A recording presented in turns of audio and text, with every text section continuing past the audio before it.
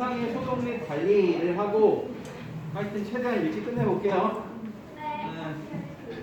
자, 일단은 우리가 이제 창상이라고 하면 여러분들이 이제 병원에서 일하잖아요. 그러면은 제일 짜증나는 거 짜증난다고 해야 되나? 짜증난다고 하면 좀 그렇고 하나가 바로 창상이에요. 창상.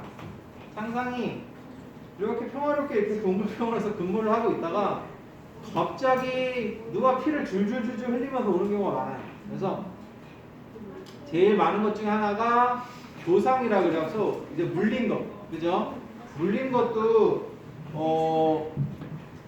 그 엉덩이 같은 데를 물리면 되는데 일반적으로 개들이 서로 싸우면서 진짜 죽이려고 할 때는 목을 물어요. 그래서 목에 그냥 살이 너덜너덜해서 오는 애들도 있어요. 그런 애들도 있고 그 다음으로 많은 게 이제 교통사고.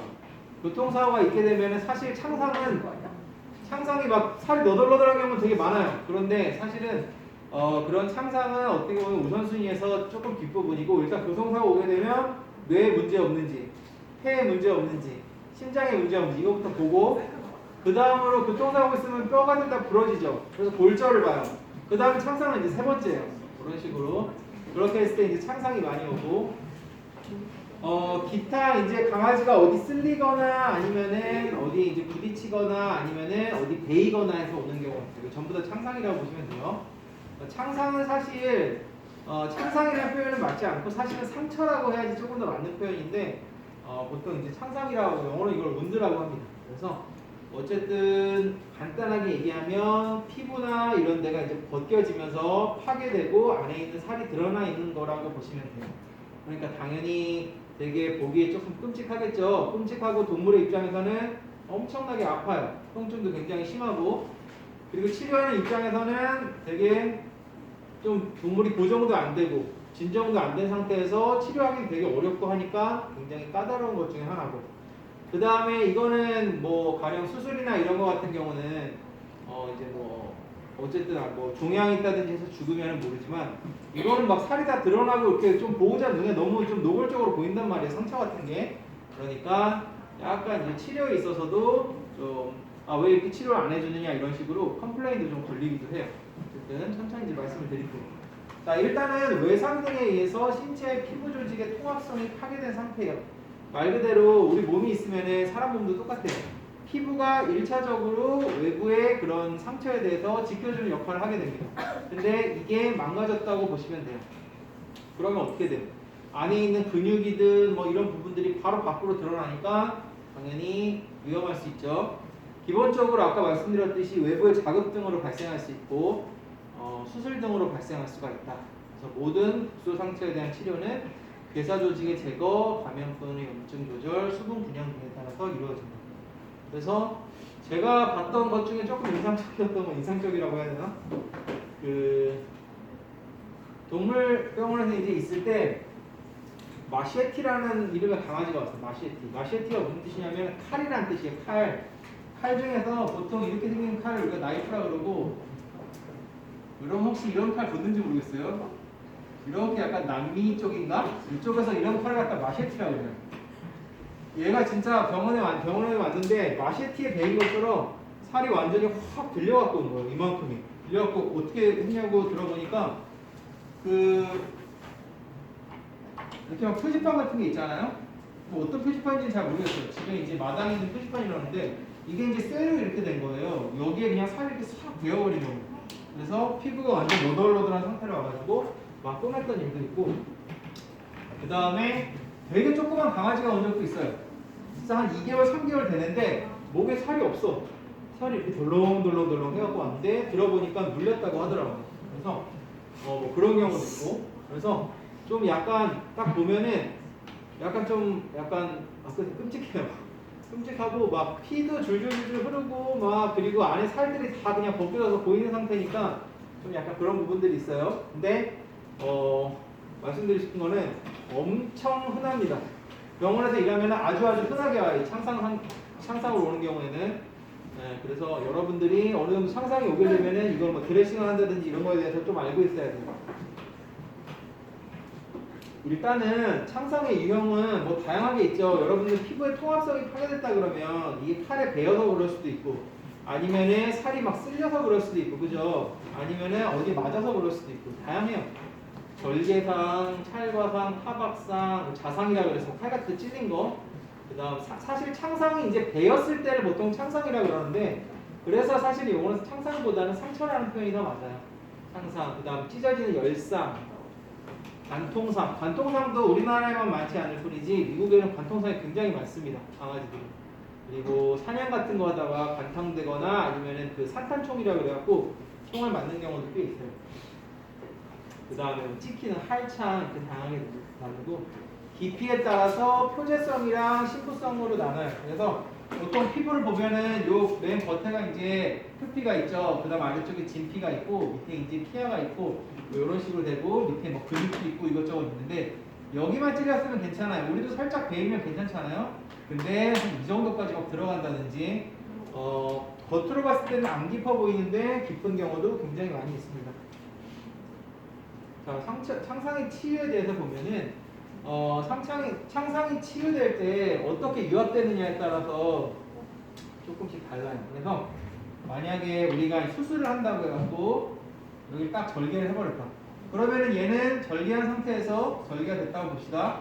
이렇게 딱 덮으면 사이즈 딱 맞고, 그죠? 그 다음에 이렇게 보통 꼬맨 상태니까 그냥 깨끗하게 봉합이 되죠.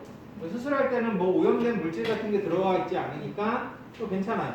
그런데 상처라는 게 꼭 이렇게 깨끗하게 되는 것만 아니고 그냥 피부가 이렇게 결손이 돼버렸다. 몸이 이렇게 있는데 여기가 다 찢어져 버려갖고 안에가 다 보이는 거예요. 그렇죠? 그럼 얘는 어떻게 되겠어요? 얘는 만약에 어디 뭐 땅에 쓸려가지고 이렇게 됐다. 교통사고가 나왔고 그러면은 안에 세균 같은 게 있으니까 지저분하기도 하고 나올 때도 어떻게 돼요?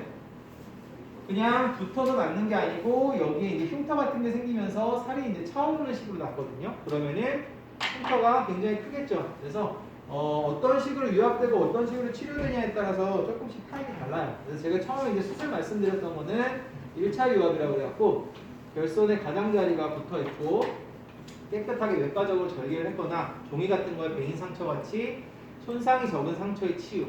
유가조직. 유가조직이라는 거는 이제 나중에 그 치료가 되면서 생기는 그런 어떤 반응 조직 같은 거라고 보시면 돼요. 최소한의 반응만 남기고 2차 유압은 결손의 가장자리가 이제 떨어져 있고 1차 유압에 비해서 상처가 좀 크고 심한 열상과 같은 조직 손상을 포함한 상처나 욕창 같은 거를 의미한다. 1차 유압보다 염증 반응이 크거나 1차 유압 부위가 감염돼서 염증이 재발해서 상처가 개방되면 2차 유압으로 치유가 된다. 그래서 이따가 나오지만 상처가 개방할 수도 있고 그냥 봉합시킬 수도 있어요. 자, 3차 유압.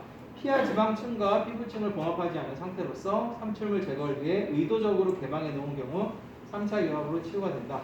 치유기간이 지연되고 두 층의 유가조직이 형성되어 봉합되기 때문에 상처의 경계면이 1, 2차 유압보다 깊고 넓은 반응을 남긴다.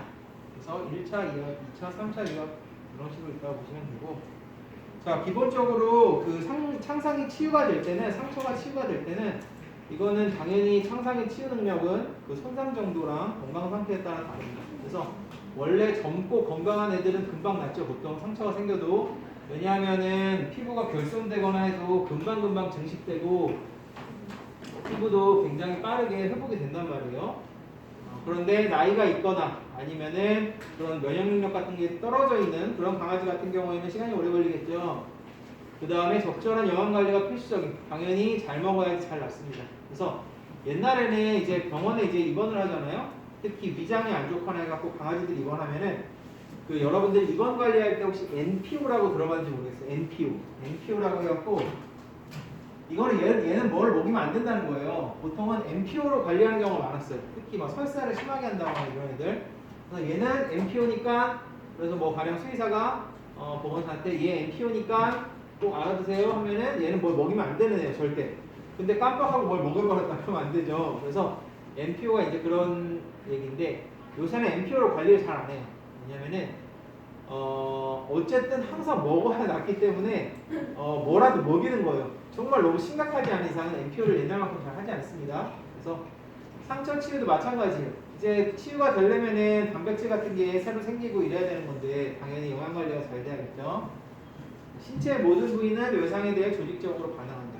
그래서 여러분 그냥 바늘 하나 찔린 거는 뭐 그렇지 않겠지만 상처가 좀 크다고 생각해 보세요. 그러면 몸에 막 열도 나고 그래요. 열도 나고 그리고 이런 염증이 생기면은 몇 가지 반응이 있는데 그 중에 하나가 통증, 그 다음에 뭐 열감, 그 다음에 붓기 이런 게 진짜 온몸에서 다 일어납니다. 그래서 모든 외상에 대해서 모든 몸이 이제 조직적으로 반응을 하게 되고 당연히 피가 잘 통하면 치료가 빠르게 되고 감염 및 이물질이 없어야지 당연히 치유가 잘 되고 자, 상처가 없는 피부 및 점막이 감염에 대한 1차 방어선 역할을 한다. 당연한 얘기죠. 자, 창상 환자가 왔다. 창상 환자가 오게 되면은 보통 이러한 순서대로 치료를 한다고 보시면 됩니다. 자, 여러분 방금 말씀드렸듯이 창상이 오게 되면은 교통사고, 그 다음에 교상이 뭐 둘이 싸우다가 하여튼 다친 거예요. 싸우든지 일방적으로 물리든지, 그죠? 누가 뭐 어디 치와와가 셰퍼드한테 물리든지 일방적으로 당한 거예요, 그죠? 아니면은 또 뭐 있었죠? 뭐 어디 쓸렸든지, 그 다음에 어디서 떨어졌든지, 하여튼 하나같이 다 심각한 상태에서 와요. 그러면은 강아지의 상태가 어떻겠어요? 굉장히 공포에 질리고 스트레스 굉장히 올라가 있고 병원에서 너무 아프고 누가 나를 만지려고 하면 정말 막 난리를 치겠죠. 그래서 일반적으로 오자마자 진정제나 진통제를 줍니다. 그래서 당연히 얘를 진정부터 시켜야 돼요. 진정시키고 그리고 너무 아프단 말이에요. 여러분 살들이 막 들렸다고 생각해 보세요. 그 다음에 진통제 주고 그 다음에 항생제를 주는데 일반적으로 이게 다 피부가 드러났다고 하면은 외부의 세균이 이제부터는 막 안으로 들어오는 거죠. 그래서 보통 항생제라는 거는 이제 그람 양성용, 그람 음성용 따로 있지만 그냥 스펙트럼이 넓은 양성, 음성 다 쓸 수 있는 그런 항생제를 갖다가 처방을 합니다. 자, 일단 항생제를 처방을 하고 강아지나 고양이가 일단 안정이 됐다. 자, 그 다음으로 하는 거는 상모예요. 털을 깎아야 돼요. 왜 털을 깎아야 되냐면은 사람의 경우에는 그렇지 않지만 강아지는 항상 털이 있단 말이에요. 고양이든. 그러면은 이 털들이 상처를 갖다 일단 가리고, 그죠? 그리고 이물 작용을 해가지고 상처인데 붙어가지고 약간 염증 반응 같은 걸 일으키는 거예요. 그러니까 털을 깨끗하게 잘라주고 그 다음에 이제 수술을 하게 되죠. 사람도 마찬가지죠. 사람도 어쨌든 털이 있는 부위에 수술을 하게 된다면 거기 전부 다 상모를 하는 거죠. 왜냐하면 이런 것들이 결국은 뭐가 묻어가지고 나중에 세균이라든지 뭐 염증 반응이라든지 이런 걸 일으킬 수 있기 때문에. 근데 강아지는 이제 사람과 다르게 온몸이 털이니까 일단은 잘라야 되죠. 자, 털을 이제 자르고 나면은 상처를 확인을 합니다. 왜 그러냐면 아까 말씀드렸듯이 교상이 있으면은 꼭 이렇게 보통은 이빨이 어떻게 돼 있어요? 강아지 이빨이 이건 강아지가 아닌데 이렇게 돼 있잖아요. 성분이 두 개, 그죠? 그럼 보통 이렇게 문단 말이에요. 이렇게 문단 말이에요. 그러면 일반적으로 상처는 딱 이렇게 네 개 있어요, 보통. 그러면은 딱 겉으로 봤을 때 세 개는 안 보여요. 세 개는 안 보이고 상처가 하나 났나 보다 하면 안 됩니다. 털을 다 깎아보고 뒤를 깎아보고 네 개가 있는지 정확하게 확인을 해봐야 돼요. 당연히 어떻게 물렸냐에 따라서 두 개만 있을 수도 있어요. 그리고 뭐 남은 두 개가 되게 사소할 수도 있고, 근데 보통은 이런 식으로 물기 때문에 상처는 보통 네 개가 나요. 그래서 상처를 반드시 확인을 해보고 사람의 경우에는 여기도 아파요, 여기도 아파요, 여기도 봐주세요 하겠지만 강아지는 그런 게 없어요. 그러니까 상처가 정확하게 몇 개인지 확인을 해봐야 돼요. 겉으로 봤을 땐 점처럼 잘 보이지도 않는 상처인데 굉장히 깊을 수도 있단 말이에요. 그래서 혹시 몸에 이제 특히 뭐 까만 강아지 같은 경우는 피가 나도 잘 안 보일 거 아니에요. 상처 정확하게 몇 개인지 확인을 해봐야 되고, 자, 그 다음에 상처를 깨끗하게 씻어야 되죠. 우리도 상처 나면 어떻게 되죠? 일단 수돗물 같은데 깨끗하게 씻어요. 그 다음에 괴사조직 제거. 자, 상처가 나서 피부가 막 들리거나 이러면은 시간이 좀 오래돼갖고 이것도 좀 골든타임에 와야지. 시간이 좀 오래돼갖고 이미 얘는 글렀다 싶은 피부도 있어요. 그런 데는 과감하게 잘라버려야 됩니다. 괴사조직 제거하고 그 다음에 이제 드레싱을 해주게 되고요. 보통 대부분 창상 환자 내원하면 이런 순서대로 하게 됩니다. 자, 근데 사실 제일 중요한 거는 요거 하기 전에 진통 주기 전에는 처음에는 뭐부터 해야 되냐면 바이탈부터 체크해야 돼요. 왜냐면은 얘가 뭐 교상이라든지 그런 경우에도 뭐 마찬가지겠지만 엉덩이 같은 거 물린 경우에는 그렇지 않겠지만 교통사고로 왔다고 생각해보세요. 그러면은 피부가 뭐 그렇게 되거나 그런 것도 문제겠지만 얘가 일단은 내부에 어떤 충격 같은 게 있는지 없는지 확실하지 않은 상태란 말이에요. 그렇죠? 내부는 뭐 안에 장기가 다 망가져갖고 안에 뇌출혈이 있을 수도 있어요. 그래서 그때는 일반적으로 심박, 체온, 그 다음에 호흡 같은 바이탈부터 1차적으로 체크를 해보죠.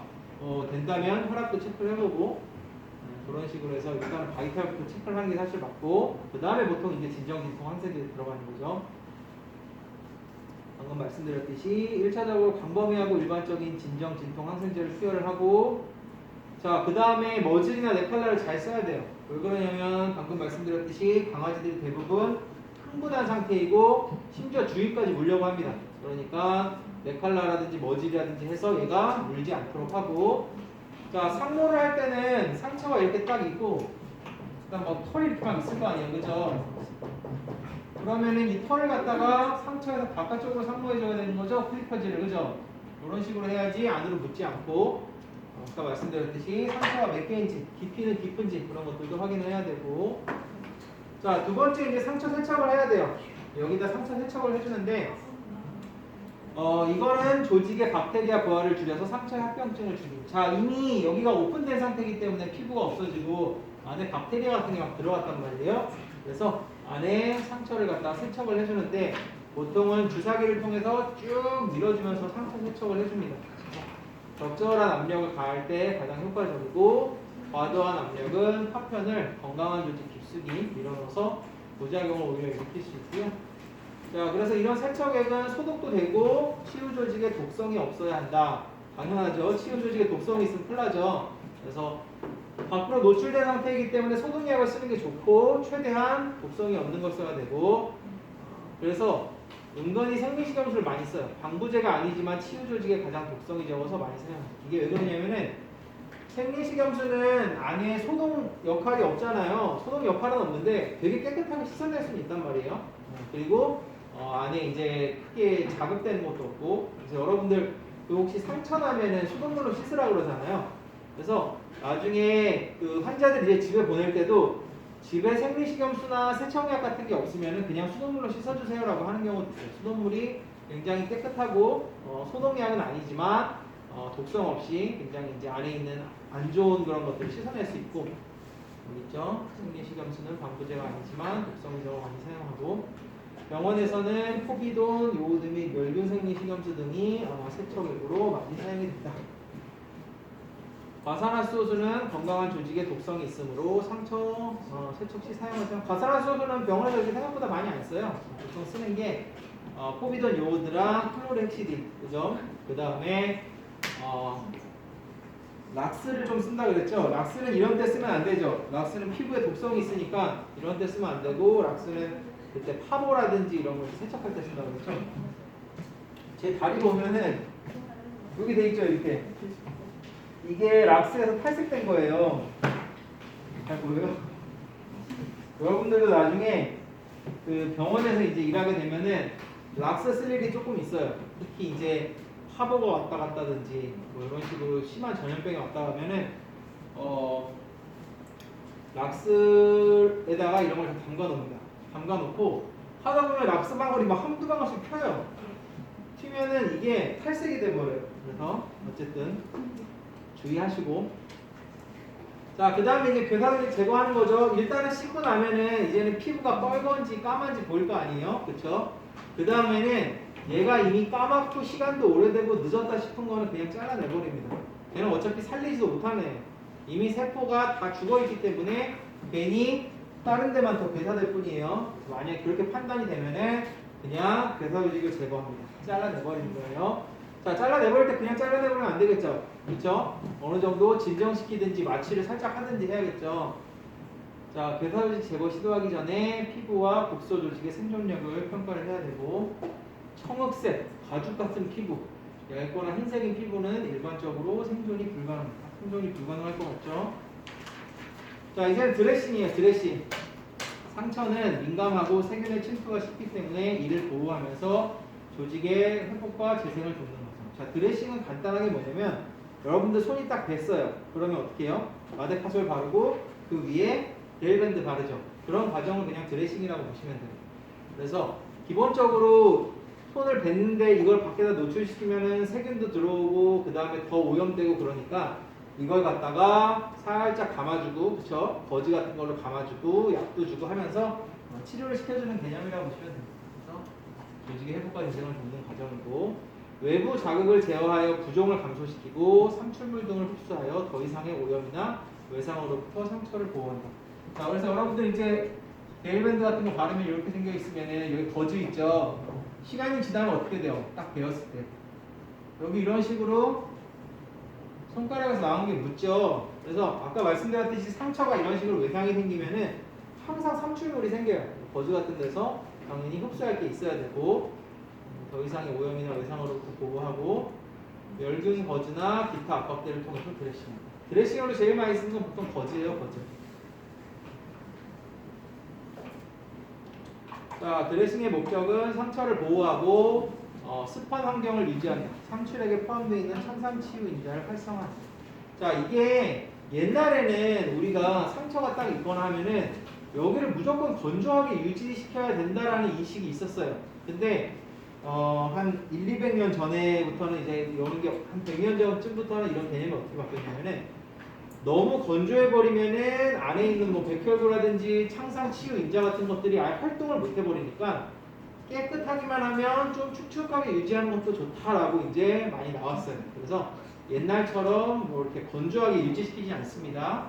그래서 습하게도 많이 유지를 시키고 그 다음에 배액을 활성화시키고 염증, 상출물 제거하고 괴사 조직을 제거하는 데 목적이 있고 상처를 지지를 해주고 출혈 방지를 위한 압력을 가하여 지혈이 촉진된다. 그래서 어느 정도 우리도 이제 그 데일밴드를 많이 여기 바르게 되면은 지혈이 어느 정도 되죠. 그런 목적도 있는 거죠. 자, 그래서 드레싱의 종류가 이제 몇 가지 있어요. 첫 번째가 거즈 드레싱. 가장 그냥 거즈를 갖다 드레싱 한다고 하면 돼요. 생각하면 돼요. 가장 흔한 침투성 드레싱으로 상처에 자극이 적고 식염수 등에 적셔서 사용해도 안전하게 드레싱의 보존이 가능하다. 건조 드레싱이랑 수분 드레싱이 있어요.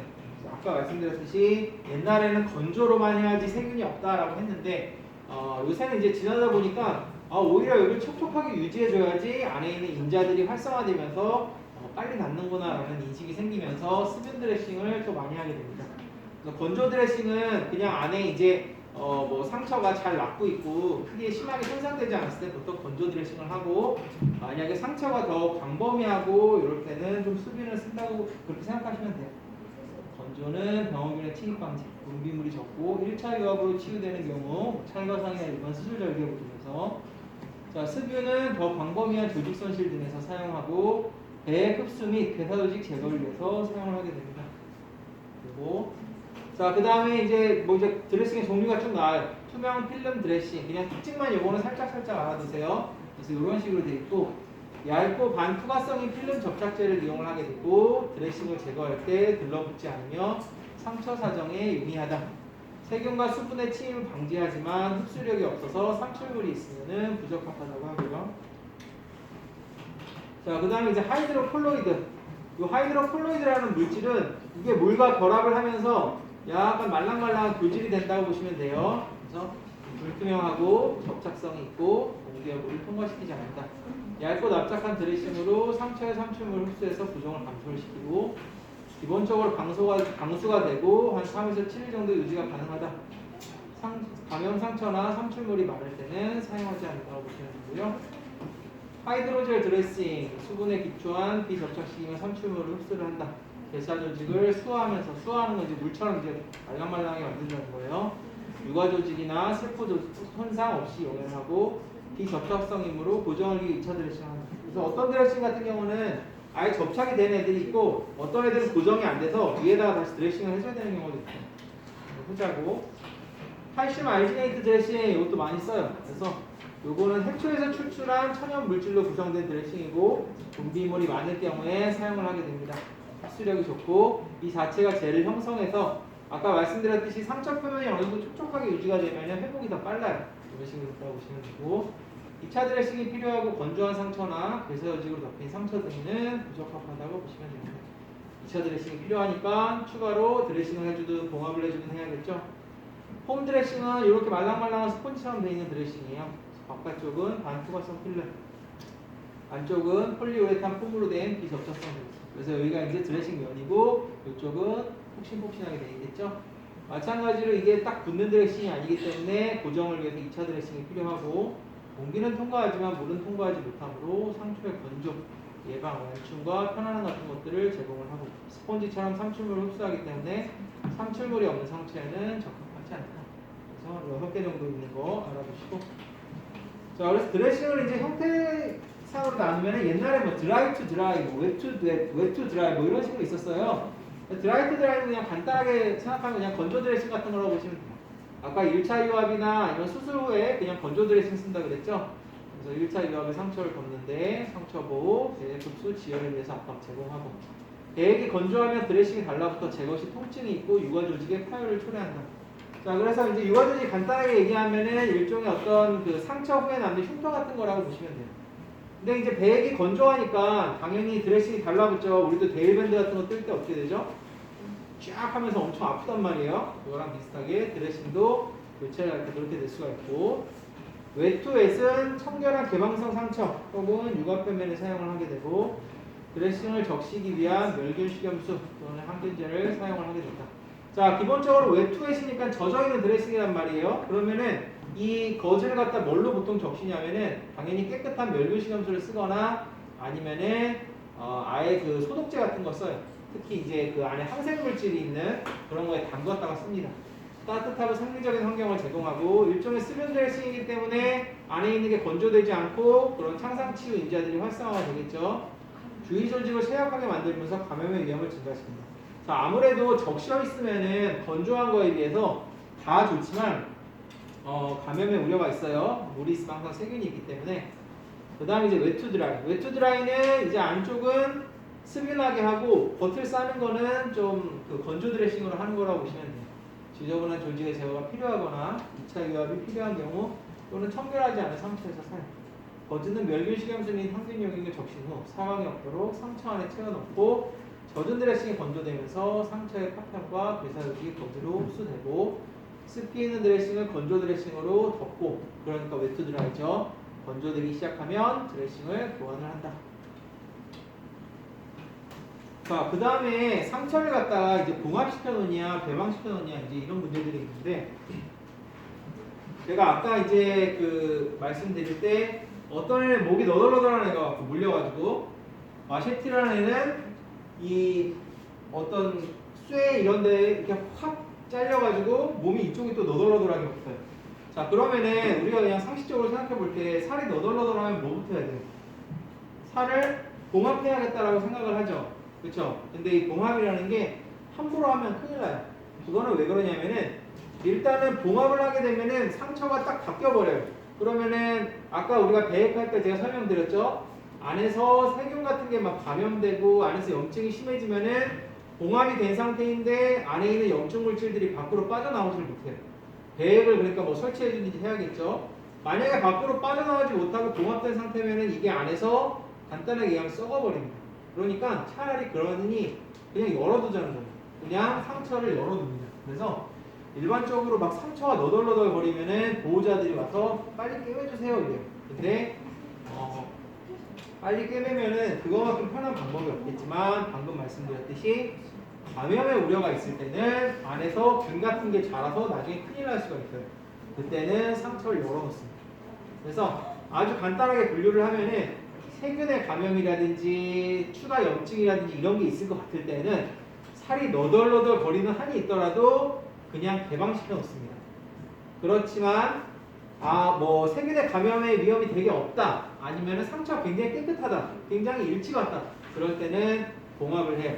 자, 그래서 봉합시키느냐 개방시키느냐 이거는 수의사가 일반적으로 판단을 하고 어떤 수의사가 봤을 때는 이거 개방시키는 게 좋겠는데 했는데 어떤 수의사는 봉합하는 경우도 있고 어떤 수의사는 봉합해야겠는데 하는데 어떤 수의사는 걱정이 돼서 개방시키는 경우도 있어요. 그래서 봉합이든 개방이든 어쨌든 수의사들이 보통 판단을 하게 되고 자 아까 세척하고 괴사조직도 잘라낸다 그랬죠. 그 다음에 상처를 봉합할 것인지 그냥 열린 상처로 관리할 것인지 결정해야 돼요. 그래서 여러분들 동물병원에 처음 딱 근무를 하게 되면은 이런 환자가 딱 오게 되면은 당연히 봉합을 하고 수술을 해야 되는 거 아닌가라고 생각할 수 있지만 방금 말씀드렸듯이 그랬다가 상처가 닦여버리게 돼서 안에서 썩어버리는 경우가 있으니까 상처를 그냥 열어놓습니다. 자, 상처를 그러면 이렇게 너덜너덜 걸리는 애를 열어놓으면 되겠어요? 그냥 열어놓으면은 세균도 다 들어오고 하는 거죠. 그래서 드레싱을 하고 붕대를 감아놓는 거예요. 살살. 그런 식으로 보통 관리를 하게 되고, 감염의 위험이 적고 상처가 발생된 지 얼마 안 되었으면 봉합이 가능하나 오염의 위험성이 있으면 개방형으로 놔둔 후 지속적으로 드레싱해주면서 상태를 방치한다. 아까 제가 목이 물려서 너덜너덜하는 있다고 그랬죠. 얘는 어떻게 되냐면은 봉합을 안 했어요. 봉합을 안 하고 그냥 개방해놨어요. 살이 이렇게 너덜너덜하게. 그 다음에 그냥 이렇게 딱 해놓고 붕대를 감아놓은 거예요. 자, 그러니까 이 보호자가 몇 번을 찾아갖고 이거 이렇게 둬도 되냐, 이거 왜 이렇게 너덜너덜하냐, 빨리 봉합해달라. 그래서 저희가 책을 보여주면서 봉합하면 안 된다고 설명한 적도 있었어요. 자, 그래서 얘는 개방형으로 둔 거고, 아까 말씀드렸듯이 마시티라는 애 있었죠, 그죠? 얘는 굉장히 깨끗한 쇠에 애가 긁힌 거예요, 그죠? 그런 애들은 안에 이제 세균도 없고 상처가 난 지 얼마 안 돼서 너덜너덜 하더라도 얘는 봉합이 되겠다 싶어서 걔는 봉합을 했고, 그렇게 해서 잘 나갔어요. 그래서 안에 오염될 확률이 있을 것 같은 경우에는 개방을 하고, 깨끗할 것 같은 경우에는 보통 봉합을 하는데, 자, 일반적으로 동물병원에서 제일 많이 하는 게 교상이라고 그랬죠. 교상은 일반적으로 개방을 합니다. 왜 그러냐면은 여러분들 그 이빨에 물리잖아요. 그러면은 이빨이 생각보다 되게 더러워요. 강아지 이빨이 생각보다 되게 더러워요. 그러니까 이거에 딱 물리게 되면은 눈에는 보이지 않지만 안에 굉장히 많은 세균이 이미 깊이 들어가 있는 거예요. 교상이 있으면은 이빨을 그냥 이렇게 딱 물어버리잖아요, 그죠? 그럼 이게 이빨이 딱 피부 안으로 들어가서 이 끝에 있는 세균들이 안으로 막 이미 침투한단 말이에요. 그러면은 내가 겉에서 봤을 때는 상처가 이만해 보이지만 상처는 일단 안쪽으로 되게 깊고, 그쵸? 안에 세균들이 막 퍼져 있단 말이에요. 이빨은 지저분하니까. 자, 그렇게 되면은 이걸 만약에 여기 해갖고 만약에 심하게 이제 확 뜯겨가지고 살이 이렇게 너덜너덜하다, 덜렁덜렁하다, 그럼 봉합하면 편하겠지만 이걸 봉합했다가 안에서 염증이 심해질 수 있는 거예요. 그래서 이걸 갖다가 너덜너덜한 상태로 일반적으로 개방을 해놓습니다. 교상일 때는, 서로 물렸을 때는 이렇게 되고, 자, 차에 치였을 때도 비슷해요. 차에 치여서 살이 너덜너덜해졌다. 그러면은 차에 치이게 되면은 흙도 묻고 차에 있는 먼지도 묻고 하면서 안에 이미 굉장히 지저분한 게 많이 들어갔단 말이에요. 그때도 개방으로 두는 경우가 많아요. 자, 봉합은 가장 간단한 상처 관리 방법이죠. 사실 봉합만큼 쉬운 게 없어요. 그냥 묶어버리면 되니까 마취시키고. 상처 합병증을 피하기 위해서 적절한 상황에서만 사용한다. 그래서 그냥 멋모르고 이거 되게 심하니까 봉합해버려야지 했는데 뭐 팔이 점점 붓고 썩은 냄새가 나기 시작하면서 애가 폐혈증을 죽는 경우도 있는 거예요. 그죠? 심하게 오염되거나 감염된 상처에는 봉합이 적절하지 않으므로 오염이나 감염이 통제될 때까지 기다려야 됩니다. 그래서 개방으로 뒀다가 어느 정도 살이 차오르고 깨끗하게 되고, 그리고 이런 경우에는 2차 유압이라고 그랬잖아요. 그래서 2차 유압까지 이제 살이 차오르기 시작하면은 이제 봉합해도 되겠다.